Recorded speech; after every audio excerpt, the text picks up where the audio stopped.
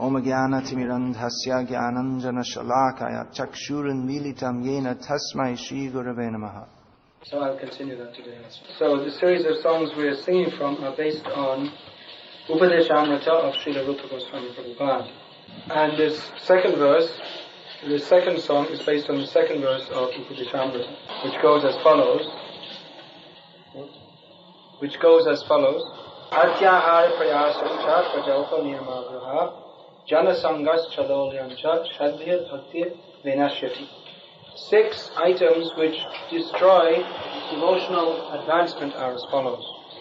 Atyaha means eating too much or collecting too much. Prayasa, over-endeavor for mundane things which are very difficult to obtain. Prajalpa, talking unnecessarily about mundane things. Niyamagraha, this word can be studied in 2 ways. Niyam agraha means rules and regulations. Graha means acceptance. And agraha means non-acceptance. So niyam agraha in this case means not following the rules and regulations. So another word is agraha, which means enthusiasm.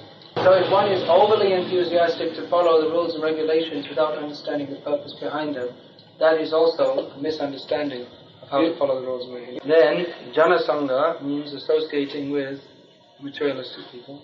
And lolyam, greed. So these 6 things destroy our devotional advancement. So here Bhaktivinoda Thakur sings, Hari Hey, oh my dear Lord Hari. And the first word, Atyaha, this can mean excessive eating or excessive collection of funds. So here, Bhaktivinoda Thakur takes the meaning, collecting money. Arthera sancaye, collecting money. So this is very bad for devotional service. Not that we're against using money in Krishna service. We would like to take all the money of the world to use in Krishna service. Sometimes people think our devotees are very materialistic because we're also looking for money. But actually we don't think that we're looking for money. Because we know that anyway, all the money in the world belongs to Krishna. And that if Krishna wants to give, he can give us anyway. That Prabhupada wrote in one letter to one devotee, Krishna can give you the whole world in 10 days. But you are not ready. So the devotee knows that anyway, everything is in the hands of Krishna. So when we go out to distribute books or whatever matters, we ask people to give a donation. That is for their benefit, because they are putting the money in their pocket and thinking it is my money. Actually it is Krishna's money. So everyone in this world who is thinking it is my money, they are thieves. So devotees are simply helping to save them from the wrong concept of I, me and mine. And devotees don't collect money for themselves. The idea is that whatever money we get, we'll spend in the service of Krishna. If we have very little money, well, we'll take a little prasadam and sleep on the floor. And if we have a lot of money, we'll also take a little prasadam and sleep on the floor.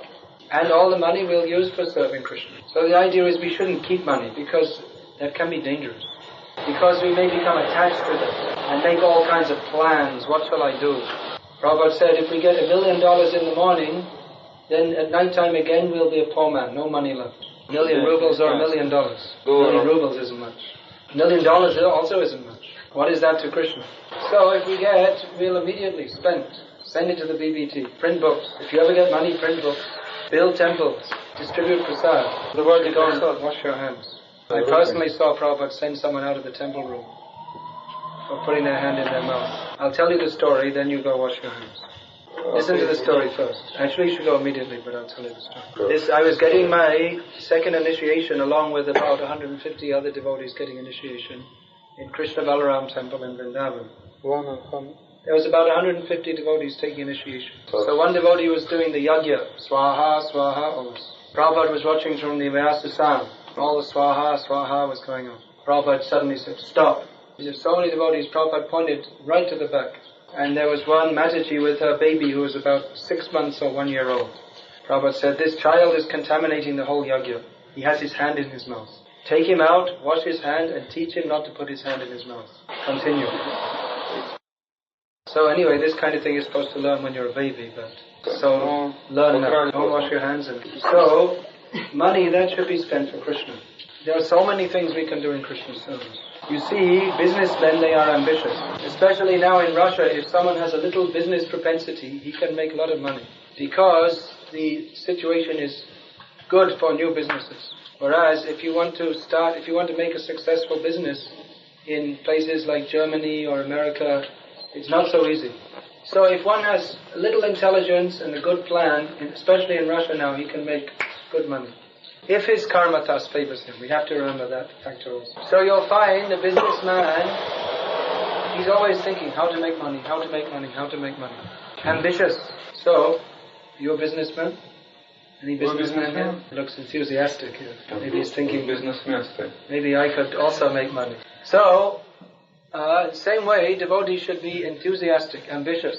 What can we do for Krishna? And if we think such, we may be surprised at the wonderful things we can do. Just like if we talk about the history of book distribution. Actually, in the very early days of ISKCON, there was no book distribution. Simply, devotees would go out and chant Hare Krishna, Hare Krishna, Krishna Hare Hare, Hare Ram, Ram Ram, Hare Hare. That was the program. Everyone would go out in the morning, come back at midday, take a little prasad, and then go out again in the afternoon, simply chanting Hare Krishna. So anyway, then they got back to Godhead magazines, and these were distributed along with the Harinam parties. Then Prabhupada had, I think it was 10,000 copies of Krishna book printed. First edition, very big book. No, it was in 2 volumes, the first edition. So Prabhupada said, sell them. $8 each. So $8 was quite a lot of money in those days. They used to sell the Back to Godheads for donations. People would give 10 cents, 25 cents, maybe 50 cents. But no one had any idea how to sell a Krishna book for $8. So all the devotees looked and said, oh, really nice Krishna book. And they took great pleasure in reading them and looking at the nice pictures. And they said, isn't Prabhupada wonderful to write these wonderful books about wonderful Krishna? And the book sat in the storehouse. And Prabhupada said, distribute them. The devotees had no idea how to distribute them. So one time Prabhupada came to San Francisco and said, if we don't distribute these books, our movement is finished. I'm going back to India. You can do what you like. So devotees had to think, oh, no one's going to give $8 for a book. So anyway, they started taking them out with them on the Harinam party and showing them to them. No books were sold. Then one day they were driving back and they had the Krishna book in the back of one of the cars. And the garage attendant, he saw that book. The guy who used the petrol, the benzene. And he expressed a little interest. So one of the devotees showed it to him. And then he said, look, you keep the book and we don't pay for the petrol. He said, okay. And the first book was sold! Jai! They came back to the temple. We sold the Krishna book! Jai! Jai! And the news went all over the movement, which meant about 10 temples in America. That Keshav Das, the president of ISKCON San Francisco, has sold a Krishna book. So when he would walk into the temple, everyone would look at him. Very highly prestigious. So they thought, well, why don't we try, maybe they got a little bit of transcendental inspiration. Why don't we just try and sell some directly? Maybe we could try going door to door. So, of course, in those days, no one had ever dreamed of wearing kami clothes. So they started going door to door. And the news started going around the movement. Devotees are going out selling 2 to 3 books a day. Devotees are in transcendental ecstasy. Devotees are phoning up from, hey, what's going on? Do you think we can do it too? One of the devotees who was there told me the whole story, Yogesh Chandra. If anyone knows anything about the early days of ISKCON book distribution, they must know the name of Yogesh Chandra. Yogi Bear, they call him. They call him Yogi Bear. You don't know Yogi Bear, you don't know what that means. It's American. It's American. So, Yogesh Chandra was telling us some of the stories. That one day he went to a house, rang the doorbell, and there he is standing, big guy, about 6'4" tall, big strong guy, looking like an army marine, which he used to be. You know the Marines? Yeah. Standing there with his orange clothes and a big smile. So a woman opened the door, and she started screaming, Henry! Henry! That's her husband's name. Come quickly! There's this crazy guy at the door! So Henry came running. Hey, what do you want? What do you want, man? He says, well, I'm just selling these books. How much are they? $8. Oh, he only wants to sell us a book. Give him $8. It's okay, no problem. Okay, bring the money. Take 2. So then they got the idea, well, we have a temple van, It's full of holes and the engine's held together with string, but anyway, it's some kind of a van. So why don't we go traveling to the different towns where no one's seen us? And we can go town to town and distribute books. And because in the temple, it's a little bit entangling, maybe we could go out and distribute in small towns. So they went out, traveling Sankirtan, in small towns of California, and they would phone back at night. We broke the 10-book limit. It's like, they had the 4-minute mile. They're trying to get down, run within 4. We got past 10 books. Keshav Das is going out every day, 8 to 10 books. Yogesh Chandra, 7-8 books every day. And shock waves went around the whole movement. 10 books a day. Empowered. This is just something inconceivable. So the other devotees got excited also. And book distribution was on its way. Then, it must have been about 1970, of course there was so much history, but about 1975 I think it was, the first devotee did 100 books in one day. Staying out, distributing 24 hours non-stop. That's during the Christmas period in the airports. Distributing in the airports in America is not easy. Even now, very tough people. Puffed up, no time, badly intelligent. He's intelligent but in the wrong way. But at the same time, it's very good to distribute books to them because in the airports there's usually students, businessmen, government officials, kind of people we want to get our books. So 100 books a day. Prabhupada was very pleased. Now, some devotees are doing several hundred or even 1,000 or more books sometimes. So nothing's impossible. Point is, we should be ambitious for Krishna, not ambitious for sense gratification. Prabhupada was ambitious. He didn't think, I'll just stay in Vrindavan. So let me try to preach all over the world. At that time, no one thought it was possible to preach Krishna consciousness all over the world. Everyone except Prabhupada thought it was impossible. Mostly they didn't even think it was impossible. They didn't even think about it at all. They were just somehow or other, if they could do a little bhajan and few lectures here and there, they were quite satisfied. But Prabhupada thought, let me try. And he was successful. It wasn't easy. We shouldn't think that Prabhupada just went to America and all of a sudden everyone came and bowed down at his feet. Not at all. Not at all. Not at all. Prabhupada had to go through so many difficulties. He was living with meat eaters. He was put in some place to stay that is amongst all the bums, all the alcoholic bumpers, Prabhupada used to call. He was staying with some boy who was crazy on LSD and wanted to kill Prabhupada. You can see in Prabhupada's letters, he wrote one letter to Sally Agarwal, that was the first person he was staying with in America. When he came to New York, he said, sometimes I don't have anything to eat at night and therefore I'm feeling starving at night. It's very, very sad when we think of this. That Prabhupada was prepared to starve to save us. And he had to train his disciples in everything. Maybe you know the first initiation that was conducted. Prabhupada cooked all the preparations, served it personally to all the devotees. Then they were initiated. They said, thank you very much, Swamiji, and went, leaving Prabhupada to clean up everything. So he was so patient. Gradually he taught them everything. Amazing how in taking people who had absolutely no idea whatsoever, and in 11 years giving them so much training that just leaving, all right, now you go and teach others. So Prabhupada was ambitious for Krishna. So we should also be. Not crazy plan, or even if the plan seems crazy, we should execute it in a very cool-headed way.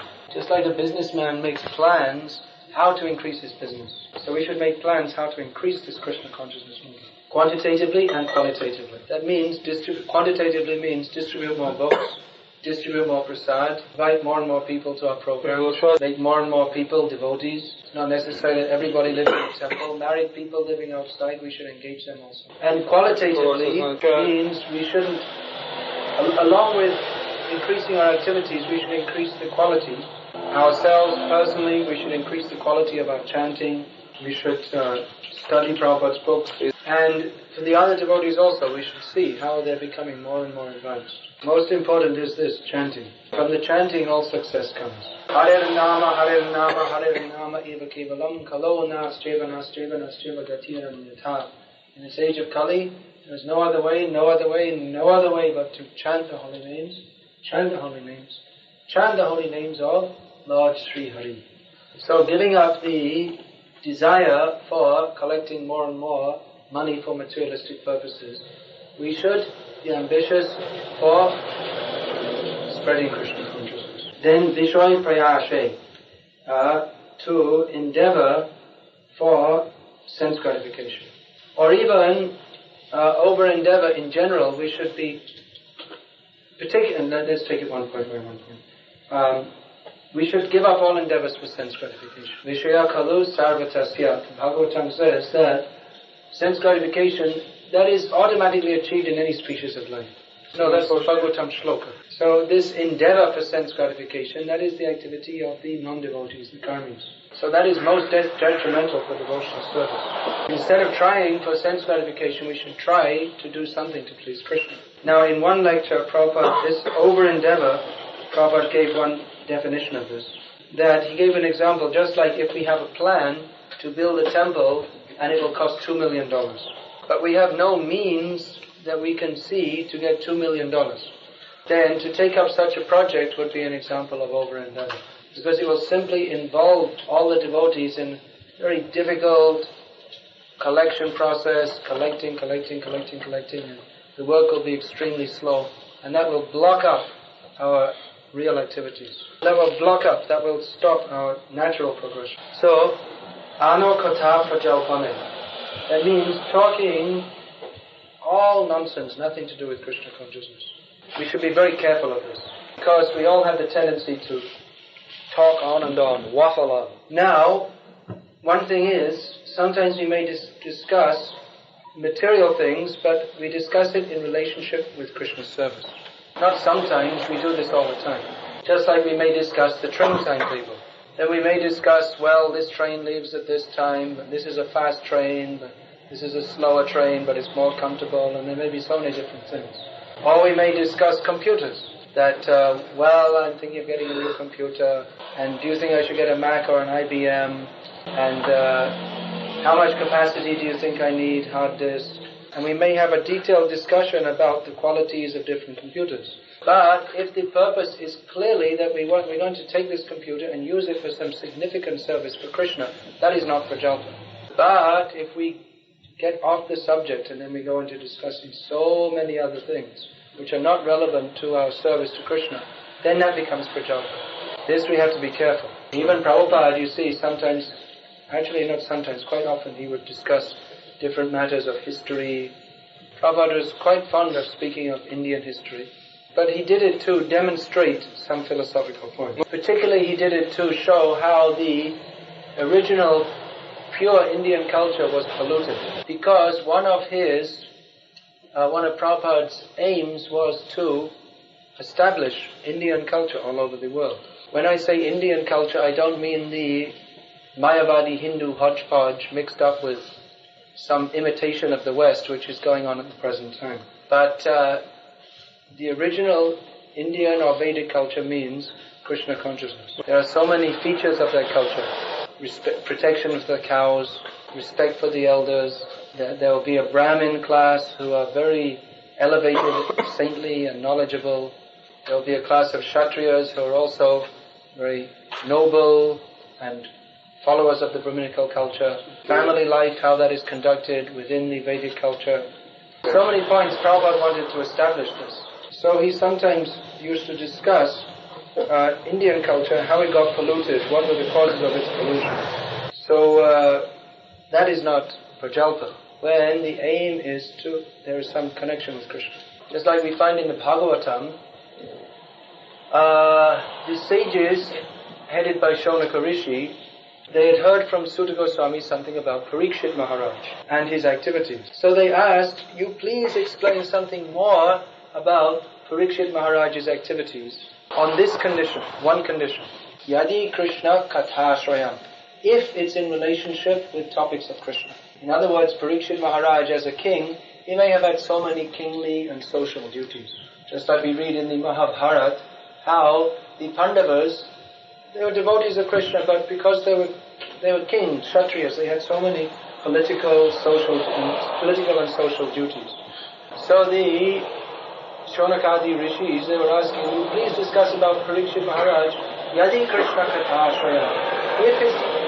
In as much as his activities are connected with topics of Krishna, please describe that.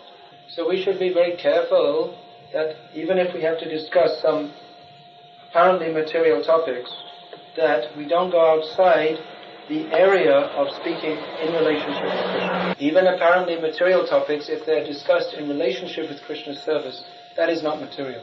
But we have to be very careful to keep inside the area of Krishna's service. Just like sometimes devotees, they become very interested in politics. So much discussion of politics. Now, of course, the political goings-on, they will affect our activity. They may affect our activities to some extent. But at the same time, we don't want to spend all our day spending 1 hour reading the newspaper and then another 2 hours discussing it. It's a waste of time. All this mundane news, we should be aware of it as much as we need to and no more. And we should cultivate the habit of speaking about Krishna. As Chaitanya Mahaprabhu used to say, that you see Chaitanya Mahaprabhu's devotees, they were very affectionate to him. So Chaitanya Mahaprabhu said to them, if you really want to be affectionate to me, then you just do one thing. He said, Jadi amar prati sneho take shabaka tabi Krishna beti rikta na gaibaya. He says, if you really want to be affectionate to me, then do one thing. Don't speak about anything else but Krishna. Ki shayane, ki bhojane, ki ba jagarane, ahar nisha chin. He said, even when lying down, even while eating, sleeping, any condition, day and night, think of Krishna and chant his holy name. Kayate shuate jata tata nam loy, desh kal niyam nahi sharva shuddhi hoy. Chaitanya Mahaprabhu said, this chanting of Hare Krishna, any condition, even while you're eating, even while you're sleeping, if we practice, then we can, even sleeping, we can chant Hare Krishna. Just like maybe you've had the experience, if you do something again and again and again during the day, at night you dream the same thing. Have you had that experience? You know that experience? I know the day I got my first initiation, I was the treasurer at Bhaktivedanta Mana. So that day so many people are coming and so many donations coming in. And we didn't have any counting machine. So all day I was counting money.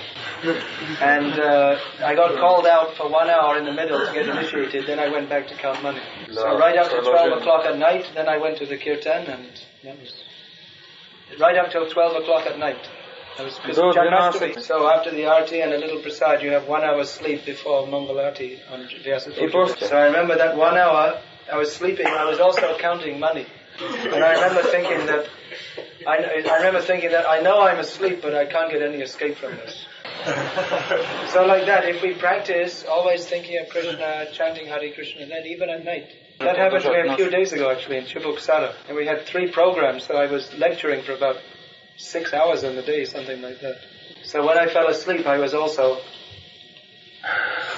So this is good practice. Kayate shuate, jata tata nam loy. Any situation, if we chant the holy names, desh kala niyam nahi sarva siddhi hoy. Without any consideration of time, place, or circumstance, we can achieve all perfection. So Chaitanya Mahaprabhu was saying, if you're really affectionate to me, if you really love me, please always think of Krishna.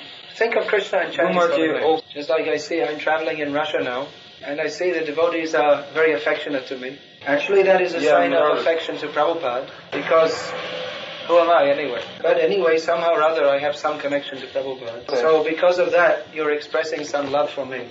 Because due to Prabhupada and his disciples, you've become saved from material life. And sometimes the Matajis, they like to express their affection by making 1,000 different preparations. Motherly affection. They're thinking maybe he's very thin, he didn't eat anything. But I can assure you that I do eat quite a lot. You can ask Atrimuni. So it's very nice to make so many different preparations, even though I don't eat them all. But following in Chaitanya Mahaprabhu's footsteps, I would like to request you that if you're really affectionate, think of Krishna and talk about Krishna. And if you like to cook so many things, you can. So no guarantee I'm going to eat them. Anyway, the other devotees, they will enjoy. Alright, next thing. Anavati. Now, you see this Niyamagraha. There are 2 things. Not following the rules and regulations, and overly enthusiastic to follow the rules without knowing the real meaning behind them. Now, not following the rules and regulations of devotional service, here Bhaktivinoda Thakur has translated as ano adhika, means following rules and regulations suitable for somebody else. This we find in the Gita. Twice Krishna says to Arjuna that you have to follow your own duty as it's given to you. Swadharma nidhanam shreya paradharma vyavaha. Which we should all, shreyan swadharma viguna paradharma vyavaha. One should always stick to his own duties, because it's not proper to do someone else's duties. So, not following the rules and regulations very strictly. Not following the rules and regulations very strictly. This is cause of fall down in devotional life. The rules and regulations are supposed to help us make advancement in Krishna consciousness, to help us to come to our natural position of spontaneous love of Krishna. Because now we are contaminated, we have to follow rules and regulations. There are many such rules and regulations. Among them, some are very important, especially the rules to follow these 4 regulated principles: no meat eating, no gambling, no illicit sex, no intoxication, and to chant a minimum of 16 rounds of the Hare Krishna Mahamantra every day. And there are many other important rules also, such as rising early, taking baths, attending the temple programs, then taking only Krishna Prasadam. So many rules are there. Nectar of Devotion is given so many rules. And there are other things also which Prabhupada stressed, such as for the men to regularly shave their heads. I've just been reading Prabhupada's lectures. There's one lecture Prabhupada is talking about this. Prabhupada says, we are famous as shaven-headed. So my request is, don't become hairy-headed again. So there are so many rules and regulations. Rules are meant for following. They are meant for our uplift. So we should know what Prabhupada taught. Prabhupada taught according to Shastra. In Shastra there are millions of rules, all of which are not possible for us to follow in modern age. So Prabhupada gave us those things which are important for us, and we should be very careful to follow them. So many different things. Just like sometimes I see devotees in Russia, they wear the Brahmin thread from the deities around their wrist. I'm just giving this as an example. Prabhupada said not to do it. Speculation, Prabhupada said. So we should know all these things. At least we should try to find out all these things. I'm writing a book about all these little details, just so that we can know what to do and what not to do, so that we can become quickly advanced in devotional service. Then another thing, niyama agrahe, means to be overly enthusiastic to follow the rules without knowing the point behind them all. I'll just give you one example of this. Now, in the Hari Bhakti Vilas, there are different rules for following Chaturmasya. Many of them, or practically all of them, Prabhupada didn't stress as being important for us.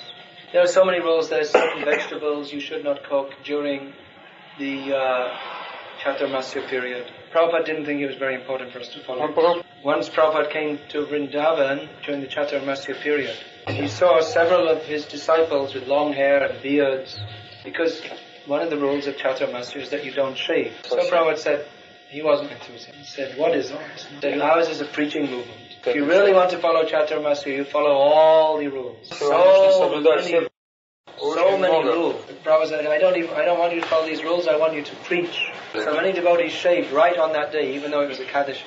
You're not supposed to shave on Ekadashi. But they thought, better we shave, because Prabhupada doesn't like to see us with this hair. So I'm giving you an example. A few years ago I was in Hyderabad temple during the Chaturmasya season.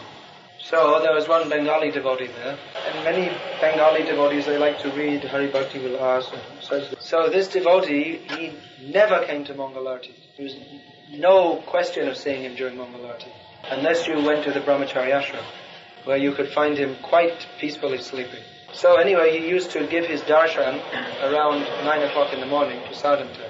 He used to come into our presence, benedicting us with his divine glances. So one morning he turns up, he comes at the stroke of 9 o'clock, just very punctually at 9 o'clock in time for prasadam, and sees they're serving sabji with eggplants, which is banned during Chaturmasya. Oh, what is this? You're not supposed to eat eggplant in Chaturmasya. This is banned. This is against Hari Bhakti Vilas. Oh, rascal nonsense. He was basic thing, rise early in the morning, go to Mangalarti, he cannot do. And, eggplant sabji, this is very bad. Another Bengali Chaturmasya story I'll tell you. Another Bengali devotee I saw during Chaturmasya with beard and hair. So I told him, Prabhu, Prabhupada, he didn't like this. He said, anyway, this is our family tradition I'm following. Now, Chaturmasya means you should eat very little food, no spices, no salt, no sugar, no ghee, no oil, practically no anything. So I came in at prasadam time and see him sitting in front of a big plate of rice, dal, sabji, so many different preparations. So I said, I thought you were following Chaturmasya. He said, I'm only following the rule of not shaving. Why only this rule? Just he'll show to others, I'm following Chaturmasya. And others will think, he's very austere. Because following Chaturmasya means very austere. The only thing he was following was to keep a beard to make a big show that I'm a great sadhu. So these are some examples of being attached to rules in a perverted way, in a wrong way, twisted way, concocted way. Prabhupada, he could adjust anything. He could make so many adjustments, just like this Brahmin thread, sacred thread. So this is for chanting Gayatri Mantra. It's considered very sacred. So of course one rule is that you shouldn't take that off. It should never be taken off, unless you change it for another one. And there's a process to do that. Then you have to dispose of your old sacred thread very carefully. So one time Prabhupada was at a public program in Glasgow in Scotland, in a hall, and there were so many people present. So Prabhupada came to speak and he saw the mic, the stand was broken, the mic wasn't fitting properly.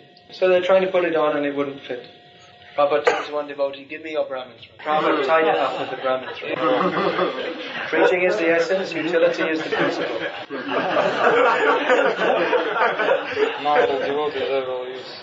No, Prabhupada did it. I'm not saying you do it. Now you'll use your Brahmin thread for cleaning your teeth. Prabhupada gave the Brahmin thread so he can take it away and he can give you another one. It doesn't mean you do. You should be more careful. Prabhupada is a liberated acharya. He can do whatever he likes. So Niyamahagraha, Ashat Shanga Shanghatane. Another point that destroys devotion is associating with materialistic people. Now that doesn't mean that we don't meet with non-devotees at all. If we wanted to do that, then we should go off to the jungle. There are plenty of forests in Russia. So if we really want to follow the principle of not seeing or touching or having anything to do with materialistic people, we can go out to the forest. But we have to preach. Preaching means living in the cities, to meet so many people and inform them about Krishna. So, if we say we won't meet with non-devotees at all, then there'll be no preaching.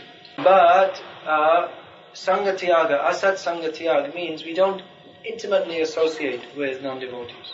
It doesn't mean also that we're rude to them. Doesn't mean that we misbehave with them, but we don't make very intimate friendship with them. That intimate friendship, that will be explained 2 verses on, that with how we make very intimate friendship, that is described. Giving a gift, accepting a gift, feeding a devotee, accepting prasad from a devotee, and particularly revealing our mind in confidence with devotees, discussing them very confidentially. So this very confidential, intimate friendship, that should be reserved for devotees only, devotees with devotees. We don't associate with non-devotees any more than necessary.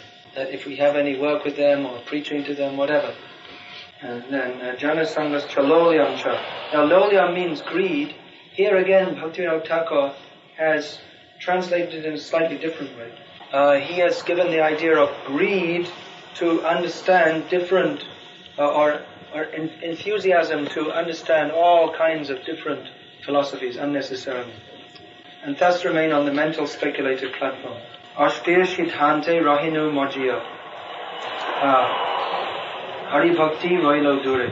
Austere Siddhanta. That means, Siddhanta means philosophical conclusion. Now the real philosophical conclusion is that Krishna is the Supreme Personality of Godhead and we are all His eternal servants. That is the real conclusion. That is Sthira Siddhanta, fixed up conclusion. Fixed up proper conclusion. But austere Siddhanta means that always your opinion is subject to change. That is the mental platform. Today you think one thing, tomorrow something else. So this is the nature. As long as we don't come to the proper conclusion, then our opinion will always be changing. This is the eclectic platform. Take a little bit of philosophy from here, take a little idea from there, cook it all up in your brain, make a soup. This is not the proper way to understand. This is another kind of maya which devotees who are somewhat intellectually inclined, they are prone to fall into. Devotees who are intellectually inclined, they are in danger of falling into this trap of sense gratificatory intellectualism. The sense gratification of being an intellectual. Wow, I think. Oh, that's very interesting. And just expert honey bottle licking. You know this example? That one pot of honey. Now, we may describe to someone else. Just imagine someone has never tasted honey. So you can describe it is very sweet, it is produced by bees, it can be processed in so many different ways. You could probably write a whole book this thick about honey. If you wanted to talk about the honey producing businesses all over the world. However, even if someone read a whole big thick book about honey, he still would not know what it tasted like. The only way to find out how it tastes is to open it up and... Yes. So you find there are mundane scholars who are interested in Krishna consciousness. Some people study 19th century Russian history. Some people study the mating habits of Brazilian frogs. Some people study the different technologies for dyeing cloth, putting color in the cloth. Some people study the theoretical implications of astrophysics. And some people study Krishna consciousness. It's another subject of study. And they'll write so many things, different theses, and become famous as a well-known scholar. Famous, that means famous among the other scholars. Because no one cares for scholars except other scholars. So among their own group, they become well-known. Oh, have you seen Professor so-and-so's new book? He has a new theory about the development of Vaishnavism in medieval Bengal. Oh yes, I've heard about that. It's quite an interesting point of view, but I'm not sure if it's really true because you find Jiva Goswami said this. Yes, that's true. That's very interesting. That's a very interesting observation. But then the inscriptions on some of Professor someone else did research on the inscriptions on temples in Bengal, so it would seem to support so-and-so's theory. And in this way they go on discussing Krishna consciousness from the historical, sociological, anthropological points of view. Expert honey bottle lickers. They may have so much knowledge, but they have no experience, not even slightly. And therefore they come to all wrong conclusions. It is a necessary part of their scholastic discipline that they must consider Chaitanya Mahaprabhu and his followers to be ordinary people. Sometimes they say Chaitanya Mahaprabhu's ecstasy, as described by Krishna's Kaviraj Goswami, maybe it was an epileptic fit. So in this way they become very big rascals, very great nonsense, very serious offenders. So our devotees should be very careful to avoid these mundane scholars. Even if we preach to them, we should be extremely careful not to come to their platform of compromise. That we are not going to come to your platform of maybe, I think, but, and all this. Maybe, I think, perhaps. No, our platform is Sri Bhagavan Uvacha. Krishna says, we accept it. What does Krishna say? Namang dushkritino mudha prapadyante naradhama maya apahrita jnana asurang bhavamashrita. Krishna says anyone who doesn't surrender to me is a rascal. That's all. 4 basic classes of rascal. Completely foolish, ass-like person, the lowest among mankind, someone who thinks he's very intelligent, but actually his real knowledge is stolen by illusion, and an out-and-out demon. So someone who is a big professor and thinks he knows a lot about Krishna consciousness, but doesn't surrender to Krishna, and gives all rascal theories, such as the Ramayana Walt Disney would be envious of, then he is a rascal, that's all. So we may not say directly on his face. We may do also, but generally we don't. But we cannot agree with his wrong theory. If we're going to meet such a person, we should let them know we cannot agree with your wrong idea. It's not that, well, it's okay, it doesn't matter. You can agree that, after all, Ramayana is just a fairy story. What does it matter anyway? Then we also become Mayavadis, we also become rascals. If we agree with this nonsense, then we also become nonsense. So this austere siddhanta, to come away from the fixed platform of Krishna consciousness is extremely dangerous. If we take Krishna consciousness as simply another kind of intellectual sense gratification, I think this, I think that, then we become nonsense. Krishna consciousness finished. Maya apahrita jnana means his real knowledge is covered by illusion. This is exact description. This is exact, correct description. It's like you see, even someone may be initiated by Prabhupada, and trained in the right philosophy. But when he becomes influenced by this mundane scholarship, he talks all nonsense. The good knowledge which he got from Prabhupada again becomes covered by Maya, so that he can write in his book that Chaitanya Mahaprabhu was howling. Howling means the noise a dog makes. He can write in his book that Chaitanya Mahaprabhu was howling. Howling is the noise that a dog makes. Dog noise. Dog noise, yeah. Not the barking, but the one that went, oh. So someone has written Chaitanya Mahaprabhu was howling. So we say, Agyanitimirandhasya Gyananjana Shalakaya Chakshuran Militam Yena Tasmai Shri Gurave. We offer our respectful obeisances to our Guru, who has opened our eyes, which was covered with darkness. We have come out of the ignorance to knowledge by the grace of Guru. But now someone wants to write, the same person wants to write the late A.C. Bhaktivedanta Swami Prabhupada. It means the dead A.C. Bhaktivedanta. So he considers Prabhupada is dead. Prabhupada is not dead. He is dead. He is spiritually dead. Because his eyes were opened and again he's put mud in his face. He cannot see anymore. So we should be very careful in our reading. We should read books, Prabhupada's books. Or if you're going to read anything else, read that which is very clearly faithful to Prabhupada. Don't become a pseudo-intellectual and go to hell. Pseudo means false. Yes. We may say so many things, we may collect so much knowledge in our brain, but the result will be Hari Bhakti Roilo Dure. Real Krishna consciousness will remain a long distance away from us. E hridaye matro parahinja moda pratishta shatata guru. Bhaktivinoda Thakur says, taking the position of a conditioned soul, says that in my heart there is only envy of others, pride, a sense of false prestige, and hypocrisy, deceitful dealings. Deceitful dealings, non-straightforward. All those things are coming up in my heart. Eshava agraha charite narinu apana doshete more. He says that all these attachments, I've not given them up. And therefore, I am dying because of my own faults. Janama Vipal Hailo Amar Ikon Kikori Hari. Says, my dear Lord, Sri Hari, I took birth uselessly. Now, what can I do? What should I do? Amito Patita, I am fallen. Patita Pavana Tomara Pavitra Nam. But your holy name is Patita Pavan, the purifier of the fallen. Shesham Bandhadhari Tomar Charane Sharana Loinu Ham. He says that I've made this relationship with your lotus feet.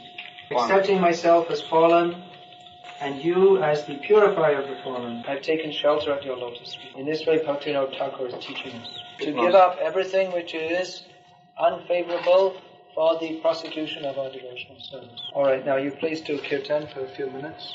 I have to go to the bathroom. I'll be back in a few minutes. Then we can have questions. If you have any questions, please think